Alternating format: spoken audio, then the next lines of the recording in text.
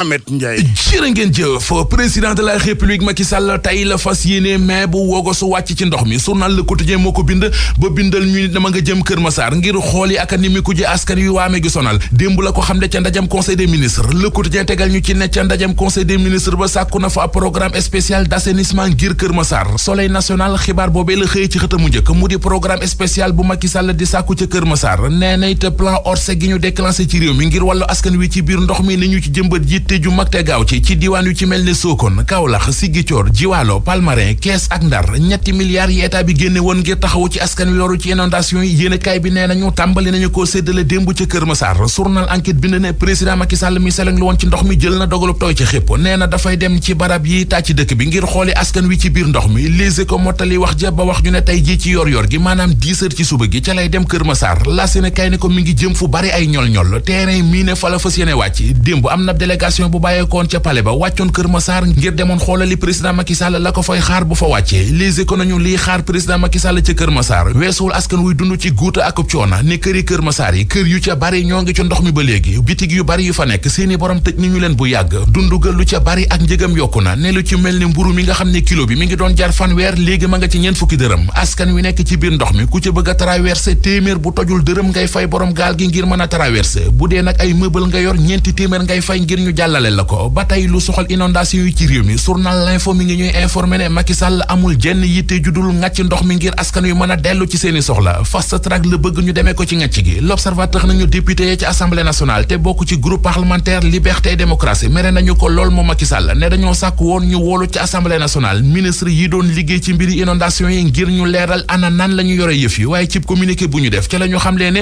seen proposition boobee dañu ko rejeté lettre bi nañu moo taxit coow laa nga ne cobbay ci assemblée nationale te ki ñu ci gën a joxar bi baaraamub tuuma nag moo di njiital assemblée nationale di Moustapha Niasse naru ta sedd nag ndax journal La Tribune mi ngi ñuy wax ne député libéraux yi ci ñàkkante ka lu ñu jëm forcé assemblée nationale mu jëfe waru garam loolee la ñu bëgg te ku leen ko bëgg a tere na nga xam ne bàkk nga njaag waa njaageen di Lamine Diack ak doom ja Pape Massata Diack bu ñu bàkkul njaagit njaaga ngi leen di bëgg a bàkk ci gàttal Sud Quotidien nee nañu ci xëtamu njëkk lu jëm ci coowal guerre li ñu doon wax ca fédération internationale athlétisme ba leen ci doon tuumal tribunalu France dëggal na tuumay corruption yi ci kaw Lamine Diack ba daan ko ñeenti ati kaso yoo xam ne ñaar yi lay tëdd alamaan ko it 500 000 euros anki dina kay nañu doom jayit di Pape Massata Diack daan nañu ko juróomi ati kaso yoo xam ne lépp lay tëdd jëlub mandat d'arrêt international gàll ci ndoddam ak alamaan ju toll ci 1 million euro mu di verdict bopp anki dina kay jàpp na ne du yoon te it du jëfi nit source waa nañu àllarbay démb ci àllarba la ju xajam lool ci waa Njaageen 32e chambre tribunal correctionnel bu Paris la France daan na leen ay ati kaso alamaan leen lu jege 1 milliard atte baak layoo baak na mu tëddee journal Libération xëy na tëral lépp ci xëtamu njëkk ba wax ñu li ci juge yi wax ak daan yi ñu gàll ci ndoddal Lamine Diack Pape Massata Diack maître Habib Cissé ak Gabriel Dollé laat bi nañu bàyyi ba ñaari ati kaso doom ja juróomi ati kaso waaye waa Njaageen nee nañu ànduñu ci verdict bi ba tax dañuy def appel L'Observateur nañu appel boobee ñu def moo leen teree dem kaso.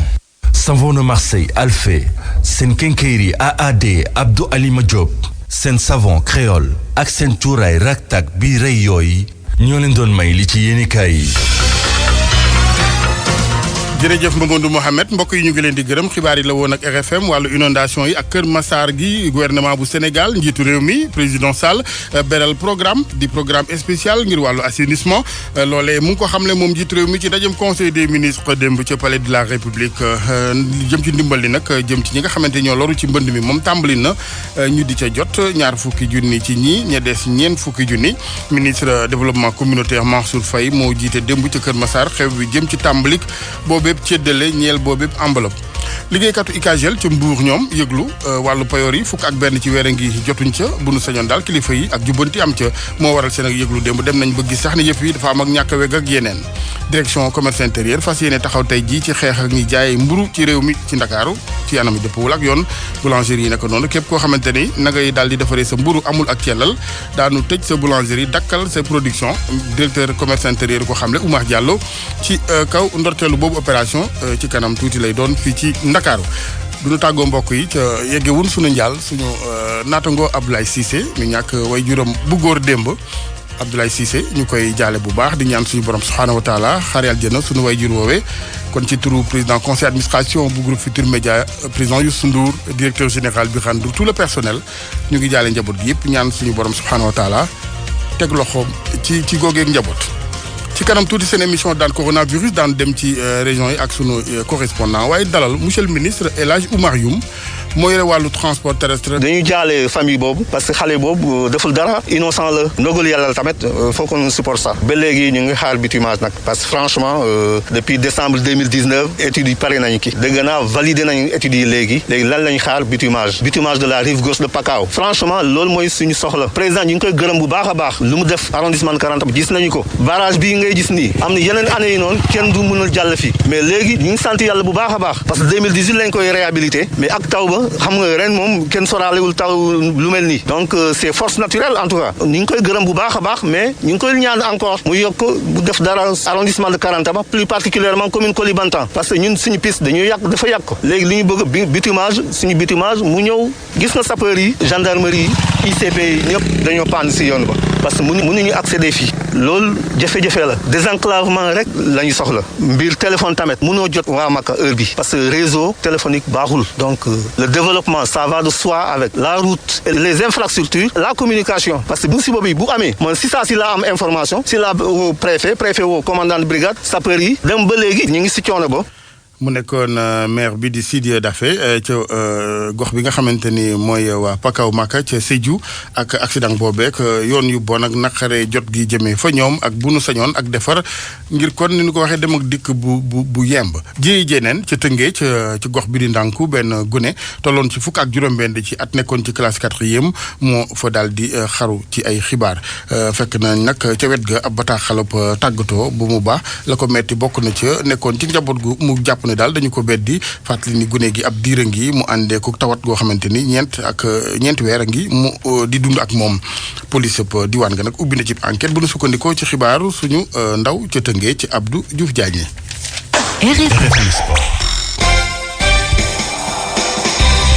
tàggat yaram Cheikh Tidiane Diagne sëñ Cheikh maa ngi lay nuyu. maa ngi lay fay El Hadj Assane Gueye dañu koy daal di door rek wàllu basketball ak app bi nga xamante ne daal lii di fédération sénégalaise bu basketball daal di na ko kon bokk jox boppam ngir daal di door li nga xamante ni moo di saison bi ne nag ci weeru janvier bi ñu dëgmal incha allah la ñu ko bëgg kon bokk door ñoom nag ñu ngi jël dogal googu gannaaw lël bi nga xamante ni ñoom itam ñu ngi ko doon amal niki démb gannaaw loolee ko yore seen kaddu ci biir fédération bi di El Hadj Sarr yëkkati na ñu daal di ko déglu ci micro yi Souba Diaw. bi nga xamee ni ni toog nañ lu yàgg basket amul ci réew mi mais aussi surtout daal di mën a weccoo xalaat ci nu ñuy organiser waatee championnat première division ak deuxième division yëpp donc bi ñu waxtaanee ñu gis ni que ni comme que actuellement situation feebar bi mi ngi wàññeeku ñu jàpp ni que ni mën nañu aussi am benn calendrier provisoire mais calendrier bi ñu jël nañu quand même diir bu xaw a gudd nga xam ni fii ak déwén la ñuy tàmbalewaat incha allah championnat bi moo waral ñu décider pour organiser championnat au première division ñu daal di dajaloo décider ni que ni dañuy organiser à partir du 2 janvier 2021 boobu mooy pour première division bi pour deuxième division bi ñu décider ni que ni li gën mooy ñu tàmbale ko 1 mois plus tard mooy à partir du 6 février 2021 championnat bi dina démarrer pour deuxième division bi mais aussi ñu waxtaane li nga xamante ne ni mooy liggéey bi direction technique bi daal di def fan yi ñu génn ci lu jëm ci nga xamante ne ni mooy affaire formateurs yi affaire encadrement technique bi mais aussi affaire petite catégorie bi. wàllu football ak génération foot amaat beneen jour bi jógee foofule ci club ba daal di wutali France FC Metz di club Ligue 1 fa lay daal di kon bokk évoluer kooku moo di Ousmane Ba moom nag ab góol la am lu toll ko fukki at ak juróom-ñett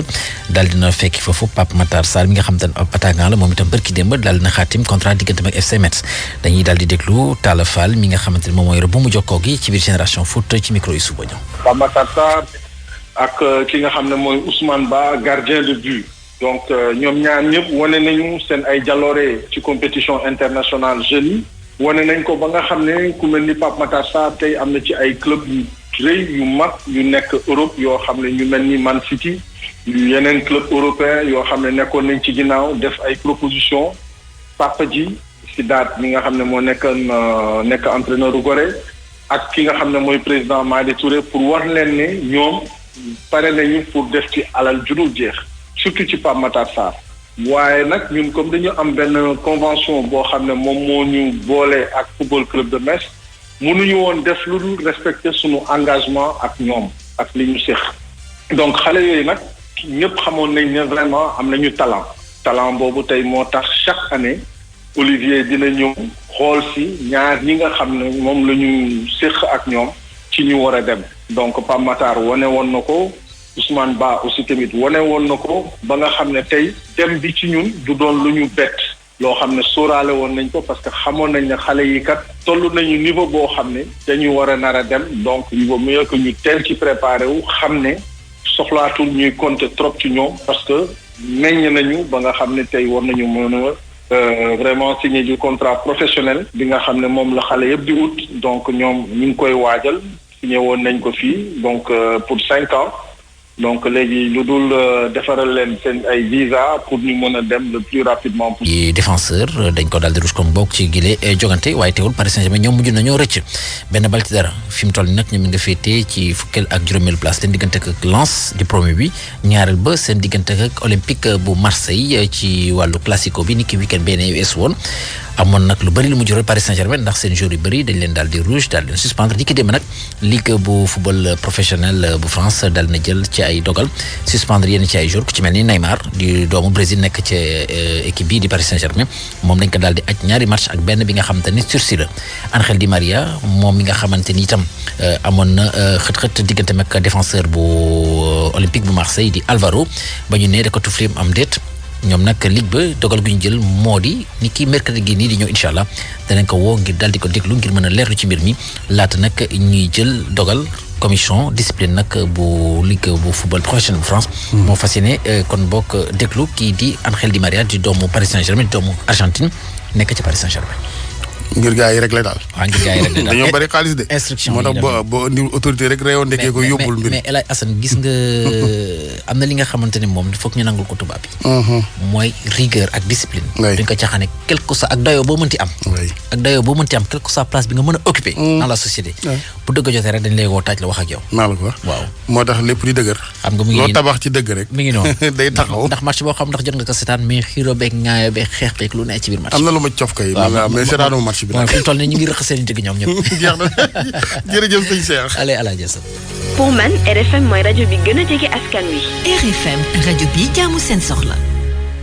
ñu egsi ak yéen ci chronique culture beeg soxna Fama Dione. daleen na jàmm théâtre national Daniel Sorano daañu ko réhabilité dogal gi président de la république jël ko démb ci conseil des ministres daal di jox ndigal ministre de la culture ngir mu taxaw ci ni mu gën a gaawee sàkku na tamit ci Abdoulaye Diop mu gaaw taxawal ay police assurance ci lépp luy bâtiment ak édifice nga xam te ne wàllu caada lay représenté fii ci réew mi. live performance Nder mooy album bu bees bi nga xamante ni njiital Setsima groupe moo ko génnee loolee nag di waxaat ci dundu Alioune Mbaye Nder nekk nag morceau yoo xamante ni dañu kaa tëggaat production bi nag Prince Art moo ko def Alioune Mbaye Nder ay kàddoom Mamadou Oumar Ba moo ko taataan. On retrace la carrière de Nder au Sénégal pratiquement les DJ bon les mélomanes ak surtout suma xarit leen donc dañ leen laaj quoi yéen morceau parce que comme système cassette amatul te dafa am sama morceau yu bari yoo xam 3 générations donc comme mënutuñ ko am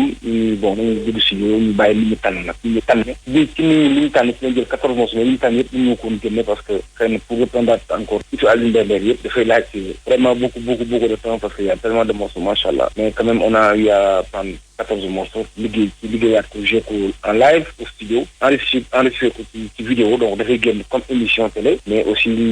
moom audio quoi mais audio bi dañuy préféré njëkk ko génn ba pare bon je pense que c'est au niveau de mon label Prince Art parce que xam nga léegi nii pour jaay album bi dafa xaw a jafe rawatina Sénégal parce que da ngay génn album midi 30 daa ngi ci fourniture di ko jaay à 300 francs xam nga piraté ko donc doo ci am dara quoi ak pandémie bi ñu nekk aussi donc je pense que dañuy jéem a xool benn système bu ñu koy mën a jaarale rek pour Sénégal foofee nag artistes yi am na ñuy ñaxtoo ci mbënn mi ñoom nag seeni bool la ñu jël dëpp di tëgg ndéem aar la ñu am ci noonee la ñu jaaree ngir wax li leen naqari ñoom daal concert lañ ko def saa su ne ndax na ndoxu taw bay jaxasoog ndox ma ñuy naan Mohamed Nabi Silla reportage. jaar ci aada ak cosaan te indi seen touche artistique mooy li ñenn ñi gisee ngir xeex mbënd mi ci Daaru lu ni mel doon lu ñu gis ci Pape Samba Sow artiste musicien comédien waaye itam jiite léppkat yi ti bët gànnaarub réew mi. concert casserole du man maa ko inventé ndax man damay tukki damay dem France États-Unis damay dem Asie damay dem fu ne gagné naa concours mondial bu conte gagné naa concours Afrique de l'humour ci dëkku tubaab yi seen ñaxtu dafa bare nuñ koy defee am na ay sit-in am na ay marche am na ay rassemblement mais bi ma ci gën a frappé man mooy concert casserole mooy ay nit yoo xam ne waxuñu li leen métti mais jël ay casserole ay assiette ay verre jël ko rek di ci fëgg dafay nekk bruit dootul nekk musique ndax concert musique la. concert de casserole bi ñu màndargaal ci ay tëgg ay assiette ay weñ ba ñëpp xam ni ñi nekk ci ndox mi kontaanuñu artiste bi xam le ni njëriñ dong la ngir wane mer gu ñu def ci fànn wile yi. mais boo nee bruit rek ku nekk dafa naan kon am na lu xew ñii di yëngal lu nga xam ne musique nu mu neexee ñii di def musique boo nga xam ne neexul kon am na lu xew dinañ la gestu déglu la buñ la dégloo nag nga wax li ngay jooy ñun li ñuy jooy nag moom mooy ONAS moom moo ñuy toroxal nii te ñun ay gor lañu kenn mënuñoo toroxal ndox bi nga xam ni ndoxu taw la kooku xéwal rek la mën a doon ñun waxuñu waxu ndoxu taw bi ku koy wax da ngay xaddi da ngay weddi yàlla li ñu sonal du ndoxu taw bi mooy ndox bi nga xam ne mooy jógee ci foos yi ndox boobu ay wëccu la gën a jege ka ndoxu taw. artistes yi xarañ lool ñu ci bare dëkk ci ndox mi gannaaw ay woy yuñ jagleel mbënd mi concert de casserole bi nekk benn jéego rek te Pape Samba Sow Zumba xam le ni daañu génne ci yeneen i anam ngir am saafara ci ndox mi lay. jërëjëf Nabi mbokki jërë ngeen jëf ci déglu bi seen chronique culture jeex na ba ëllëg ak jàmm. jërëjëf soxna Fama Dione ñu egseeg yéen ci Koro News ak Mamadou Oumar Ba. Nigéria essence bi yokk na 15% mu doon lu métti lool ci dawalkatu moto yi ak dawalkatu oto yi gouvernement bi war a jàkkaarloo crise économique boo xam ni coronavirus bi moo ko waral gouvernement boobee mënatul sax subventionné lii di njëgu pétrole gi ngir yombalal population bi carburant bi ci benn weer képp njëgu carburant bi dafa doublé mu doon lu métti lu décourageant te tey jii ñi gën a ñàkk ci réew mi ñoo siy gën a souffrir ñi am moom dañu toog tranquillement seeni kër di consommer di métti lu benn militaire bu taskatu xibaar yi liggéeyee Africa News taseel Nigéria di réew mu ëpp nit ci Afrique 200 millions d'habitants daanaka xaaj bi yépp ci ndóol gu metti la ñuy dund tey jii situation économique réew boobee doon lu doy waar lu taggatémbe ndax coronavirus bi te mën na gën a yokk yemul foofu ndaxte gouvernement bi léegi yokku na njëgu courant bi OCDE di organisation de coopération et de développement économique moom gën na rafet njortu ci mbir mi malgré coronavirus bi lu mu laal adduna bi yëpp ci études yu mujj yu publié nee na produit intérieur brut global bi at bu nekk lu mu wàññeeku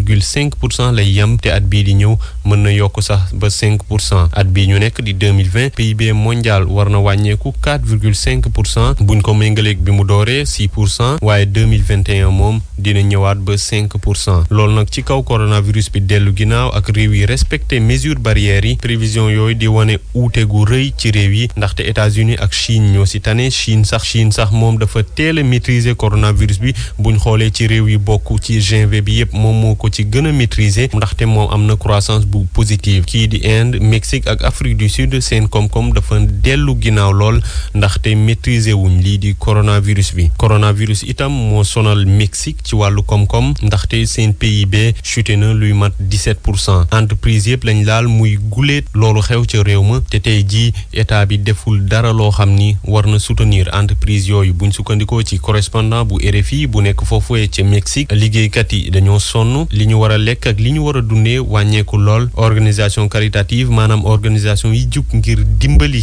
ñi nga xam ni dañoo ñàkk ñi ngi en danger amul kenn ku leen di dimbali ñoom it amuñ itam doon dimbal yi ñu war a jox ñu ñàkk ñi foofee ca Mexique sax ak benn orphelinat mooy bërëb yi nga xam ni dañ fay accueillir xale yi nga xam ni seen famille dañ leen abandonné lu ci ëpp tey jii ñi leen doon jox ndimbal gisatuñ leen te lu ëpp 60 ci ay xale fa lañ yaakaar dund Indonésie nag lu doy waar moo fa xew ndaxte tey jii coronavirus bi jaaxal na médecin yi cimetière itam ñi ngi waaj a fees moo tax policiers yi léegi dañoo décider collaborer ak chef de gang yi ngir nit ñi respecter mesures barrières yi mu doon lu juru coow ci réew ma ndaxte ca ndorteel ba dañ doon forcer ñi dul sol masque ñu dugg ci ay cercueil bu loolu weesoo daan nañ leen forcer sax ñuy gas bàmmeel ñi nga xam ni coronavirus bi moo leen faat tey jii police dem ba jaaxle ndaxte loolu yëpp daa mel ni amul benn efficacité mu dellu ci chef de gang yi ne nañ leen jàppale ngir ñu respecter mesures barrières yi chef de gang yi nag dañ fa am doole lool ci marché yi ak yenn koñ yi li ko waral mooy force de l'ordre yi seen effectif bëriwul te gang yi itam ñi déggal nañ leen lool rawatina ca marché yi ak parking yi muy li nga xam ni jaaykat yi nekk ca Jakarta di capitale ba mettit lu nañ ko lool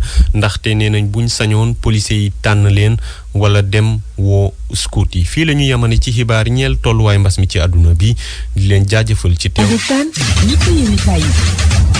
Savon Marseille Alphé seen Kenkeyri AAD Abdou Alima Diop seen savon créole ak seen cuuraay raktak bi rey yooyu ñoo leen di may li ci yéenekaay yi. yéenekaay yeeg Mamadou Mouhamed Ndiaye. jërë ngeen jëf président de la république Macky Sall tey la fas yéene mais bu wogo su wàcc ci ndox mi journal Le Quotidien moo ko bind ba bindal ñu nit dama nga jëm Kër Massar ngir xool yi ak nimiku ji askan yu waame gi sonal démb la ko xam ne ca ndajam conseil des ministres Le Quotidien tegal ñu ci ne ca ndajam conseil des ministres ba sàkku na fa programme spécial d'assainissement ngir Kër Massar Soleil national xibaar boobee la xëy ci xëtamu njëkk mu di programme spécial bu Macky Sall di sàkku ca Kër Massar nee na it plan Orsec gi ñu déclenché ci réew mi ngir wàllu askan wi ci biir ndox mi ni ñu ci jëmbat yitte ju mag te gaaw ci diwaan yu ci mel ne Sokone Kaolack Ziguinchor Jiwaalo Palmarin Kees ak Ndar ñetti milliards yi état bi génne woon ngir taxawu ci askan wi loru ci inondation yi yéenekaay bi nee nañu tàmbali nañu koo séddale démb ca Kër Massar journal Enquête bind ne président Macky Sall mi seleng lu woon ci ndox mi jël na dogalub tooy ci xépp nee na dafay dem ci barab yi tàcc dëkk bi ngir xooli askan wi ci biir ndox mi Les Échos mottali wax ja ba wax ñu ne tey jii ci yor gi maanaam 10 heures ci suba gi ca lay dem Kër Massar la Sénégal ne ko mi ngi jëm fu bari ay ñol-ñol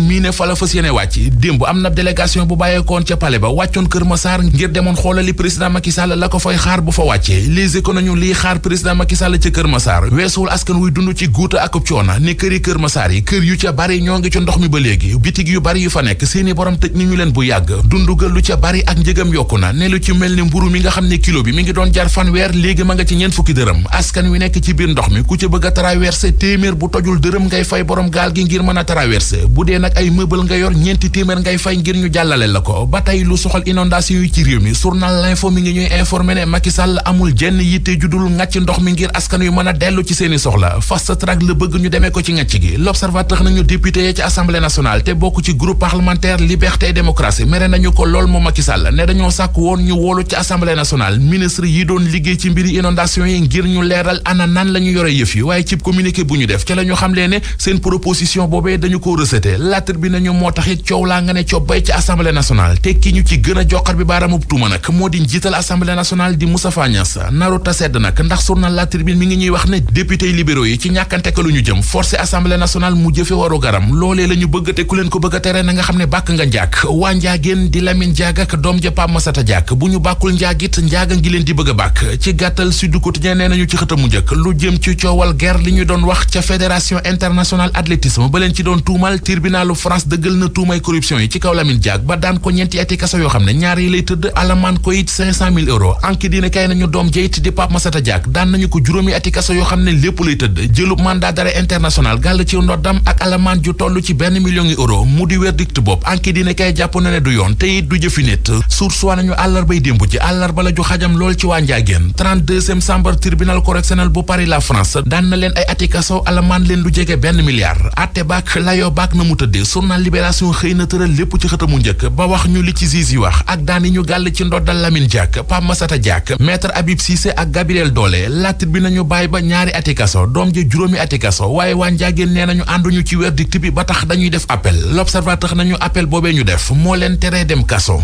Savon Marseille Alphé seen Kenkeyri AAD Abdou Alima Diop seen savon créole ak seen cuuraay raktak bi rey yooyu ñoo leen doon may li ci yéenekaay yi. jërëjëf Mamadou Mohamed mbokk yi ñu ngi leen di gërëm xibaar yi la woon ak RFM wàllu inondation yi ak Kër Massar gi gouvernement bu Sénégal njiitu réew mi président Sall beral programme di programme spécial ngir wàllu assainissement loolee mu ngi ko xamle moom njiitu réew mi ci ndajem conseil des ministres démb ca palais de la république jëm ci ndimbal li nag jëm ci ñi nga xamante ñoo loru ci mbënd mi moom tàmbali na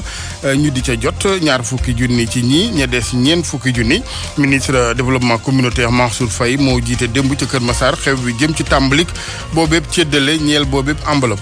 liggéeykatu ICAGEL ca Mbuur ñoom yëglu wàllu payoor yi fukk ak benn ci weer ngi jotuñ ca bu nu sañoon daal kilifa yi ak jubbanti am ca moo waral seen ak yëglu démb dem nañ ba gis sax ne yëf yi dafa am ak ñàkk a weg ak yeneen direction commerce intérieur fas yéene taxaw tey jii ci xeex ak ñi jaay mburu ci réew mi ci Ndakaaru ci anam yi dëppwul ak yoon boulangerie yi naka noonu képp koo xamante ni na ngay daal di defaree sa mburu amul ak cellal daanu tëj sa boulangerie dakkal sa production directeur commerce intérieur ko xamle Oumar Diallo ci kaw ndorteelu boobu opération ci kanam tuuti lay doon fii ci Ndakaaru